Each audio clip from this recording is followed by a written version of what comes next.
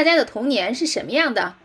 对我们大多数人来说，童年是一段简单而且无忧无虑的时光，不是每个人都能幸运的这样度过童年。有些人可能在很小的时候就经历过创伤，失去了安全感，被定义为一个孩子在情感上痛苦或苦恼的单一或多个事件的经历。研究表明，童年创伤往往会对人的身心健康造成严重的终身的损害。大家有没有好奇，这样的经历会对一个人产生什么样的影响？虽然孩提时代的创伤会在很多方面影响一个人，但以下几点是它会塑造一个人人生观的主要方式。一，它会让你更悲观。你如何看待这个世界？许多研究已经证明，经历过创伤事件的人，尤其是在他们年轻的时候，更容易悲观。他们经常将自己的创伤经历概括为对世界的普遍负面预期，这使得他们更难看到事物的积极面，或相信好事会发生。相反，他们会将未愈合的创伤内化，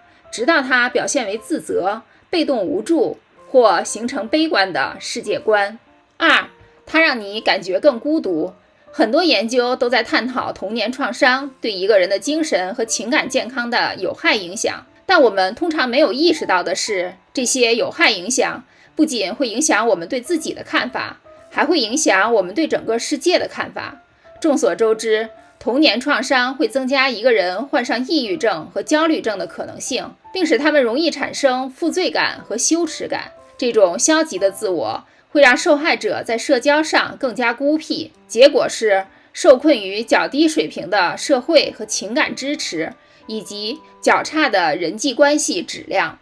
三，它会让你自我破坏。与上一点类似，一个经历过童年创伤的人可能更容易自我破坏，尤其是在恋爱方面。事实上，研究表明，大部分遭受过虐待或暴力相关童年创伤的人，成年后会发展为依恋障碍。他们中的大多数人很难维持长期关系，无论是柏拉图式的还是罗曼蒂克的，因为他们的创伤扭曲了他们对人性的看法。他们不相信一个人天生善良的能力，而是学会了害怕他们邪恶和欺骗的能力，这让他们更不相信别人，更有可能自我野蛮的给根本不存在的问题打分。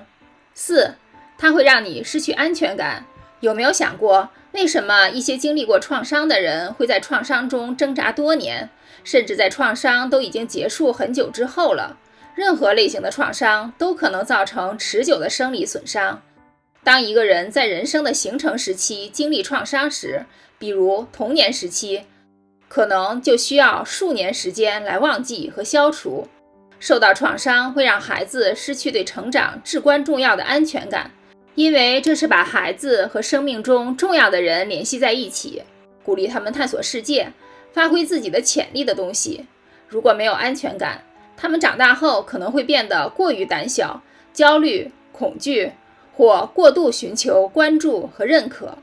五，它会阻碍你在有创造性的方面发挥能力。创伤受害者最广泛使用的一些心理治疗包括认知疗法、叙事疗法和意义疗法，所有这些都专注于帮助他们理解自己经历的创伤，并从中创造积极的意义。因为受创伤的受害者与此斗争的最激烈，这往往是让很多人无法继续前进，无法从痛苦的过去中恢复过来的原因。尽管创伤性经历通常是意料之外的、无法控制的、看似随机的，但我们仍然试图理解它。虽然这样做会严重扭曲我们的思维方式，以至于受害者往往要么伤害自己，剥夺自己的能动性，让自己无法面对自己的创伤做些什么，要么为发生的事情责怪自己。你或你生活中有人经历过童年创伤吗？让我们改变看待生活的方式吧。如果你正在与自己的心理健康做斗争，请不要犹豫，立即向心理健康护理专业人士寻求帮助。如果觉得这支影片很有用，记得点赞、订阅，